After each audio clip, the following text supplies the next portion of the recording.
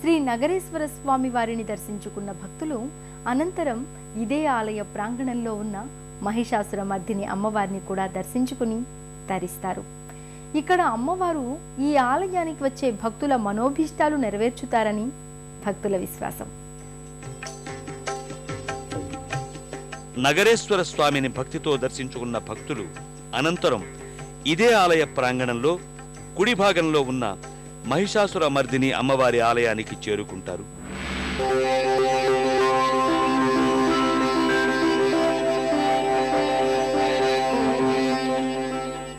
ఆలయంలో కొలువైన మహిషాసురమర్దిని అమ్మవారి దివ్యమంగళ శిలారూపాన్ని దర్శించుకుని ఐంకార రూపిణి, హ్రీంకార రూపిణి, శ్రీంకార, క్లీంకార, సౌహ్కార రూపిణి అని స్మరిస్తూ భక్తితో చేతులు జోడిస్తారు. ఇక్కడ మహిషాసురమర్దిని అమ్మవారు ఈ ఆలయానికి వచ్చే భక్తుల ఆత్మవిశ్వాసాన్ని ప్రోది చేస్తారని భక్తులు విశ్వసిస్తారు.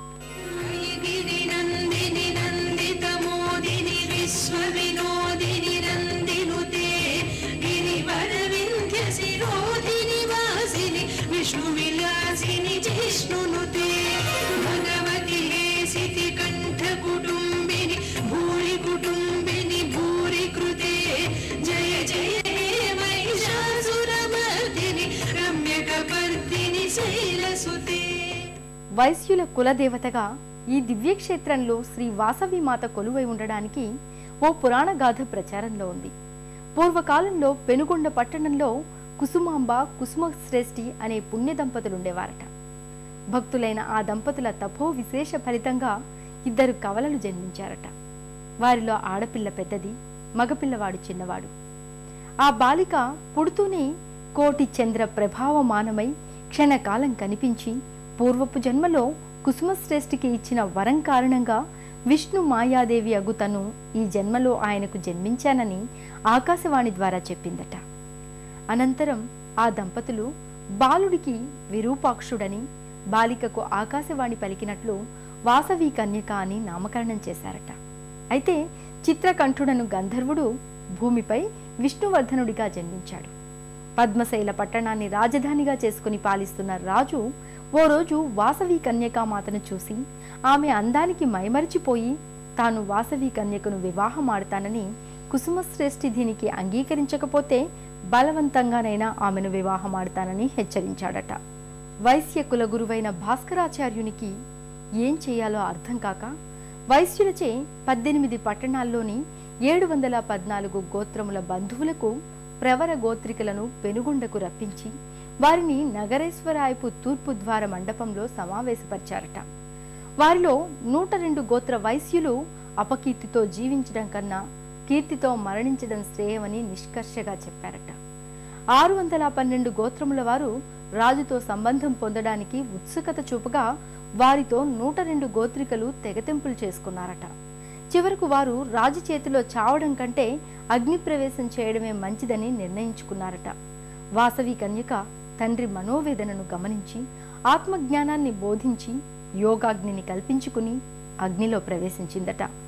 అనంతరం కన్యకా పరమేశ్వరి విశ్వరూపాన్ని ప్రదర్శించి తనను ఈ క్షేత్రంలో పూజించిన వారికి సర్వ ఐశ్వర్యాలు సిద్ధిస్తాయని చెప్పి ఇక్కడ వెలిసినట్లు పురాణాల ద్వారా అవగతమవుతోంది. మహిషాసురమర్దిని అమ్మవారిని దర్శించుకున్న భక్తులు అనంతరం ఇదే ఆలయ ప్రాంగణంలో కొలువైన శ్రీ వాసవి కన్యకా పరమేశ్వరి అమ్మవారి దివ్యమంగళ శిలారూపాన్ని దర్శించుకుని అలౌకికానందానికి గురవుతారు.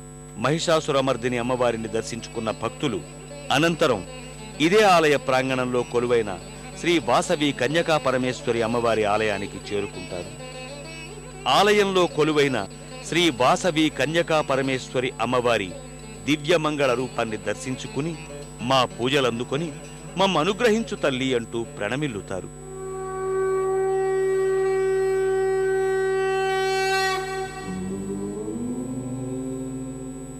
ఈ పెనుగొండ క్షేత్రంలో ఈ వైశ్యులింట్లో పుట్టినటువంటి ఈ వాసవి కన్యకా పరమేశ్వరి అమ్మవారు ఈ మాఘశుద్ధ విధి రోజున ముహూర్తం పెట్టుకుని ఈ కన్యకా పరమేశ్వరి అమ్మవారు ఈ స్వామి సన్నిధిలో ఇక్కడ అగ్నిప్రవేశం చేశారు.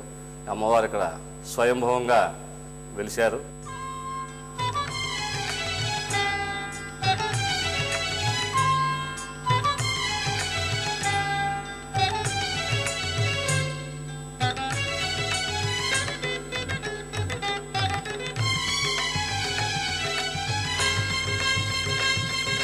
శ్రీవాసవి జయవాసవి ఆదిపరాశక్తి యోగమాయవి శ్రీవాసవి జయవాసవి